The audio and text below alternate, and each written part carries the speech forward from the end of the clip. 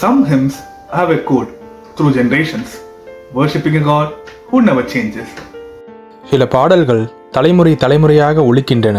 அவைகள் என்றென்றைக்கும் மாறாதிருக்கிற நம் தேவனை துதிக்கின்றன.